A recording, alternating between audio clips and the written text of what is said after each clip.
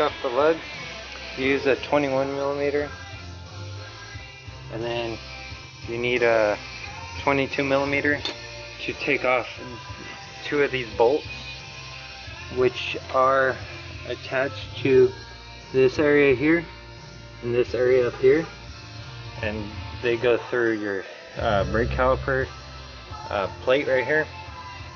So what I did was I just rested it on this arm here, and I put a zip tie through it around there just to keep it from falling off while disassembling everything else. Okay, so this had a lip that came down this way, so what I did was I took some channel locks and I just took it, grabbed the lip and bent up. Once you're done with that, take something with a flat nose and then just flatten everything out. So you just take it and flatten it out like that all the way around, so that way the bigger rotors could fit. A lot of people chop it, but that takes too much time, and this is a lot faster and you don't have to do as much work. Or you could just remove these if you want. It's up to you. So to get this off, what you want to do is take your number 12, unloosen this to take out this little sleeve. Down. So what you want to do is take your number 12, you tighten it, and then I already did it, and then it pops this whole thing off of the so it pops this whole thing right off of the spindle. You want to keep this and put it back on your new ones that you put in. This is the spindle. So as you can see, it just screws in and pushes right here and pushed it off. This is what I flattened it out to, and basically this thing curved in this way, so I bent it up and then I smashed it down so I could keep it rigid. So there'd be some type of backbone here that keeps this plate more rigid, less vibration. Alright, that's what it looks like now. Okay, so the directions on these slots I believe don't matter, due to these veins in here are directly straight up and down all the way around. They're not curved like this. If they were curved like that, then you want that curve to be placed in this direction orientation, so that way when it goes around, it allows the hot air or hot gases, depending on if they're slotted and drilled or if they're just slotted. If they're just if they just have the slots inside of them, then you're just allowing that hot air from the rotor to escape up. So you want to make sure that it's curved in this direction, just similar to these grooves in this rotor, but since these are straight up and down, it doesn't matter. So I'm going to place it in this orientation only because it looks better, because that's the way the wheel spins. So, but you know, you could flip them the other way. If you're unsure if I'm correct, then just contact Z1 Motorsports, since that's what these are. So basically, to mount the rotor onto your hub, what I did is I took some big oversized nuts that would fit over the stud, and I just slid them over, screwed this in, so that way the acorn portion of it is facing into this nut right here. Zipped them together, so offset them, and then that pulls it straight onto your hub here, and then now it won't fall off, and you can start mounting your rotor and stuff, or not your rotor but your brake caliper here, so and your tire. Take like this area off, you're gonna need to pop this clip out and use a flare wrench on here. Same thing with this one, pop this out, use a flare wrench. And when you install these, one thing to mention is orientation. So you want to make sure that the orientation of these are in this direction.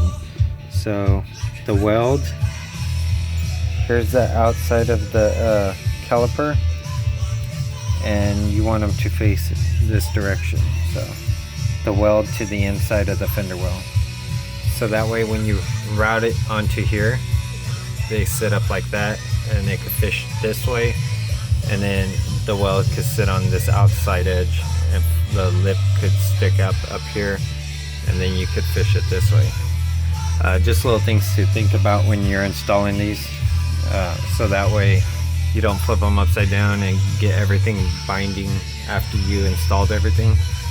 So keep that in mind. You're gonna need a number 10 right here, flare wrench, and basically this is what the flare wrench looks like. This is a crowfoot version. The flare wrench is the actual wrench that has this end on it. I don't have it in a metric, so I'm gonna have to use a crowfoot flare wrench and take these off. So basically, after you bleed your brakes, this is kind of how I routed it. So I came straight up right here, routed around this way at this angle, so I didn't kink it. You could still pull line through if you need to, so you could tighten this at this angle, wrap it around the back side of this, come up, make sure this is on the top, just so it can kind of house the wire like a loop, and then it goes around the back of the shock or your strut, whatever you have, and then it comes up through here into the metal tube. And then you want to remember to put this clip on. The banjo bolt on the back side, right there. So that one right there, you're supposed to torque at 12 to 14 foot-pounds of torque. And there it is. So the pot for each side or piston, what you want to do is put this disc brake quiet on the rim of them, so that way there's disc brake quiet on here and there, so then that way it kind of bonds to it and gives you a real good secure fit, and it doesn't make vibration, chatter, noises when you go on brake. So that's one thing you want to do when putting your brake shoes on. And then this is what it should look like when it's done. So make sure you lube the pins as well, because that's where everything slides on. So even though you lube this, be sure to lube the pins, so that way you make sure that there's no chances that you're gonna get any vibration. So.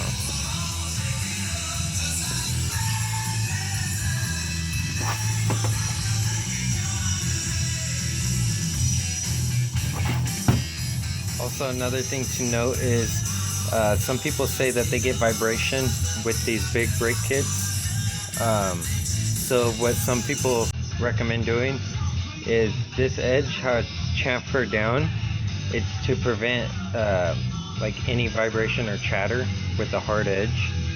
So what I did was I sand it around the rim right here, and on the top I use basically a palm sander and just rounded the edges, so that way it doesn't have a sharp edge to make any chatter on the rotor itself. How effective it is, I'm not sure, but I just took extra precaution just so I don't have to retake these off if I do get any more vibration or any vibration at all. So do it once and only have to worry about it once.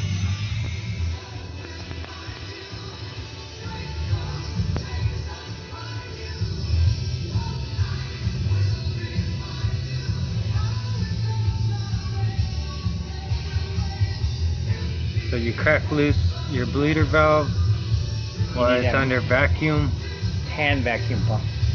And you want to make sure your reservoir's up and keep an eye on the level, so that way you don't go empty. And on the big brake kit, remember there's one up here and then one in the back on the top, because it's 4 piston in the front. And then you tighten it.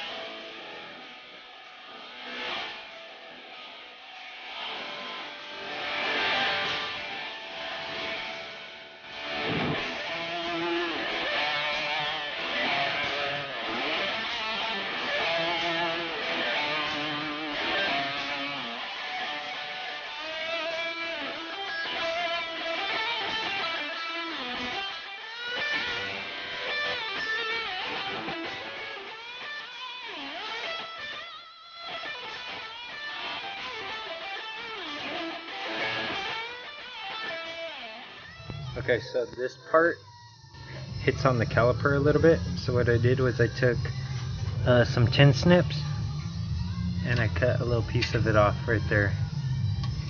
Because if not, it's going to be pushing in on the caliper. So when you push your caliper in here, it's going to hit.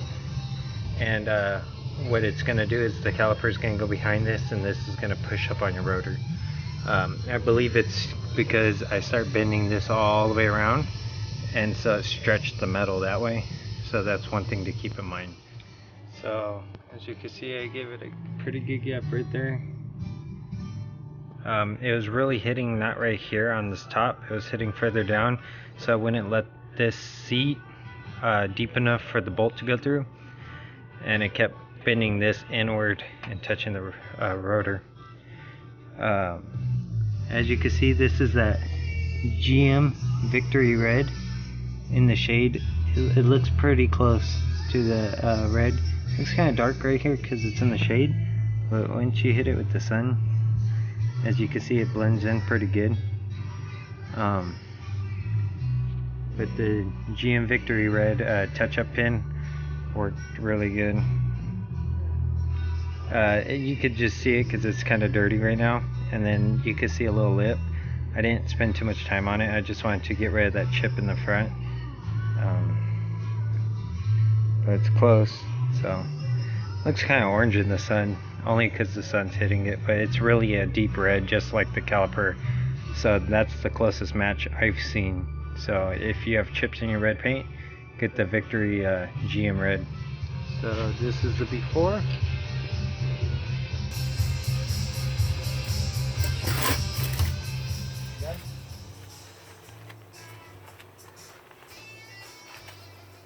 This is the finished product right here.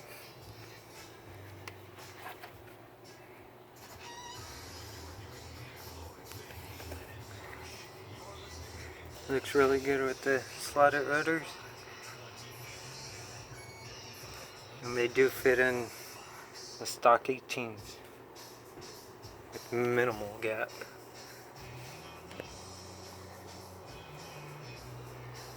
If this video is helpful, give it a thumbs up. And if this is helpful and you want to see more videos like this, like and subscribe. Thanks for watching. I'm not coming home. Save your breath. I'm nearly bored to death and fading fast. Life is too short to last long.